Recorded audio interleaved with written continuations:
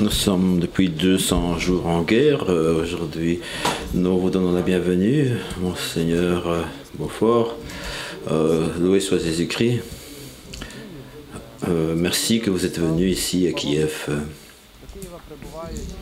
Racontez-nous, s'il vous plaît, quelle est la fin de votre visite? Pourquoi vous êtes venu en Ukraine? Nous avons en France, depuis les années 60, une éparchie ukrainienne qui est devenue en 2013, un exarcat ukrainien qui est devenu en 2013 une éparchie, et l'évêque participe à la conférence des évêques. Donc, depuis longtemps, nous avons l'habitude d'avoir la présence d'un évêque ukrainien parmi la conférence des évêques, et donc d'avoir des liens entre l'Église gréco-catholique et notre Église latine, disons, qui est en France.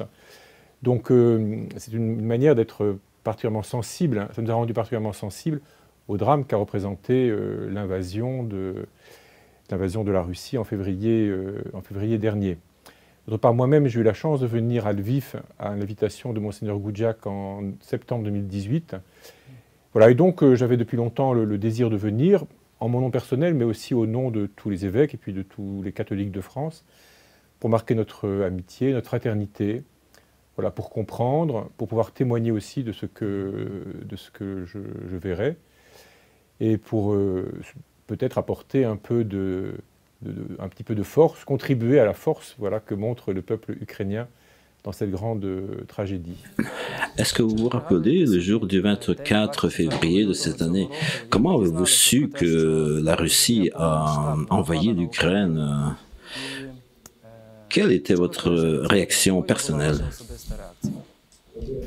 J'ai appris comme tout le monde, hein, le 24 février dernier. Je suis archevêque de Reims, donc c'est pas tout à fait à Paris, mais il se trouve que j'étais à Paris ce jour-là.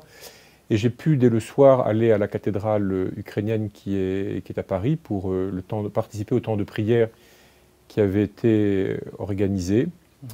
Évidemment, pour tous, ça a été une très grande surprise, un certain effroi, parce que c'était le retour en Europe de la guerre de conquête, et que nous pensions que la guerre de conquête, ça n'existerait plus en Europe.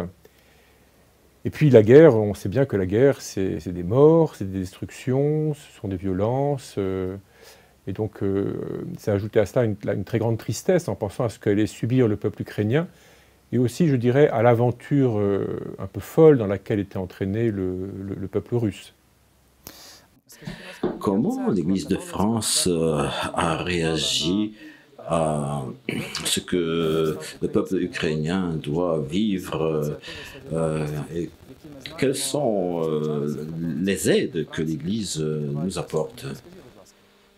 Alors, d'abord en France, il y a eu une réaction unanime de tout le monde, catholique ou pas, chrétien ou pas. Tout le monde a été très ému et tout le monde a été disposé à ouvrir ses portes, s'est organisé pour accueillir les réfugiés en particulier qui pourraient venir. En fait, en France, il n'en est pas venu tant que cela. Souvent, la plupart des gens n'ont fait que passer. Certains avaient de la famille, parce qu'il y a des Ukrainiens qui habitent en France, donc certains ont rejoint leur famille. Voilà, et quelques autres ont trouvé un refuge, une habitation. Voilà, mais il y a eu un mouvement très général. Donc beaucoup de paroisses, de diocèses se sont organisés. Mais encore une fois, il n'y a pas eu tant de réfugiés que ça. En revanche, nous avons des œuvres comme le Secours catholique, l'œuvre d'Orient, l'aide à l'Église en détresse, l'Ordre de Malte, qui ont collecté à la fois des dons, et puis des dons financiers, et puis des dons matériels à transporter en Ukraine. Un certain nombre de paroisses et de diocèses ont pu contribuer à remplir des camions en passant souvent par la Croix-Rouge. Voilà. Et puis, il y a surtout, je dirais aussi, la prière et l'intérêt.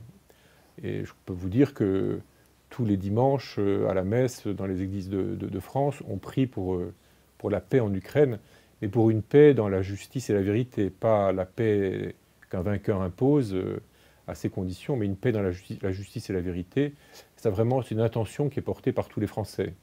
Est-ce que vous avez entendu des villes comme Butcha, Irpin, Borodianka?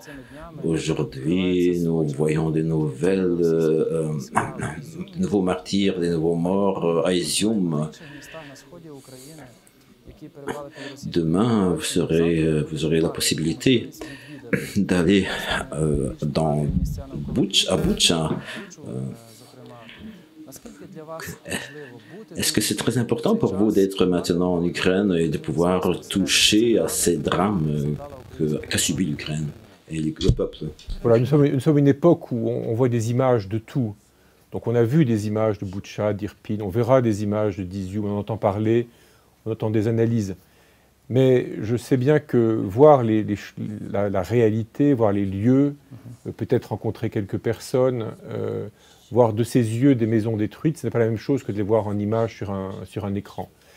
Et donc pour moi, il me paraît très important, en venant ici, de pouvoir voir, toucher, entendre, écouter, et me laisser donc imprégner directement, en tout cas par tout ce que je verrai, pour pouvoir en témoigner avec plus de force et plus de crédibilité quand je serai de retour en France.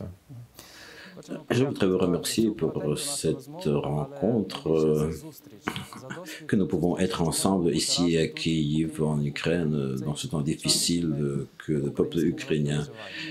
Voilà, c'est moi qui remercie l'Église gréco-catholique de m'accueillir, parce qu'elle me permet de partager un petit peu de sa souffrance, mais aussi de son énergie, de son courage, et un peu de la souffrance et de l'énergie du courage du peuple ukrainien. Et pour moi, ce partage est très, très important, je suis très reconnaissant. Merci. On vient de parler avec le président des évêques français, Monseigneur Équipe de Moyen-Beaufort, archevêque de Reims, auquel nous remercions pour cette rencontre qui, en ces jours, est venu ici comme chef de la délégation des évêques de France pour voir et témoigner de ce que les Ukrainiens ont dans le cœur.